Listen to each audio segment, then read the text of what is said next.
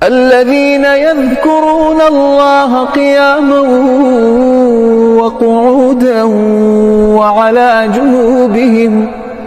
وعلى جنوبهم ويتفكرون في خلق السماوات والأرض ربنا ما خلقت هذا باطلا سبحانك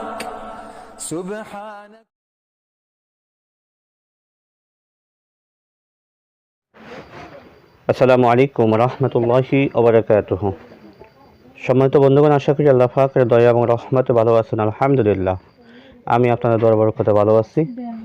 আজকে একটি কাজ নিয়ে হাজির হলাম, যেটা কাউকে যদি জিনে আক্রমণ করে বা জিনে ধরে, সেই ক্ষেত্রে তার শরীর থেকে জিনের আসর ও জিনের শক্তি দূর করার জন্য সবচেয়ে শক্তিশালী একটি কাজ। ইনশাআল্লাহু আজিজ, এই কাজটি যদি আপনি করে থাকেন, যত মারাত্মক জিনের আসরটি তার সাথে থাকুক না কেন, ইনশাআল্লাহু আজিজ সে সাথে সাথে তার শরীর থেকে চলে যেতে বাধ্য হবে ইনশাআল্লাহ। তো আজকে এই বিষয়টা নিয়ে আলোচনা করব। যারা এখন আমার চ্যানেলটি সাবস্ক্রাইব করেন না, অবশ্যই সাবস্ক্রাইব করে দিন। যারা নতুন আসছেন, অবশ্যই সাবস্ক্রাইব করে বেল বাটন অন করে রাখবেন, বন্ধুদের মাঝখানে শেয়ার করে পৌঁছে দিবেন। যারা ভিডিওতে লাইক দেন নাই, অবশ্যই এটি লাইক দিয়ে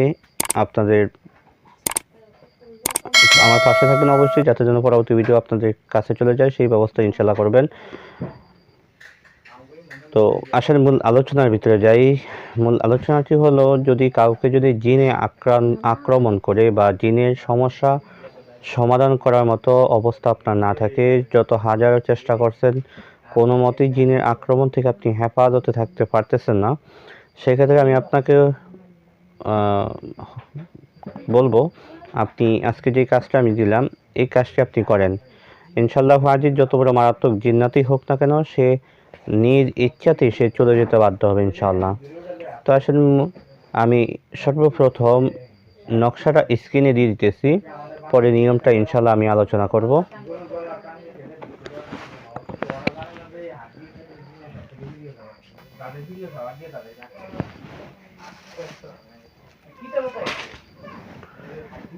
এই নকশাটা, তবে এখানে কিতাবের থেকে আমি আপনাকে বলে দিই, বিহকে জিব্রাইল, বিহকে মিকাইল, বিহকে ইসরাফিল, এই পাশে দিয়ে হবে, এখান দিয়ে লিখবেন বিহকে আজরাইল।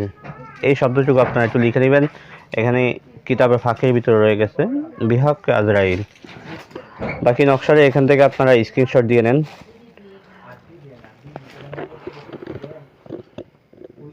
এই কাজটি আপনাদেরকে করতে হবে কিভাবে, সেই বিষয়টা আমি আপনাকে বলি। এই কাজটি করার জন্য আপনাকে সর্বপ্রথম অরিজিনাল মেশকো জাফরান, কুমকুম, গোলাপ জল প্রয়োজন। আর কতটুকু আপনার ভোজ পাতা প্রয়োজন। মেশকো জাফরান, কালি এবং ভোজ পাতা।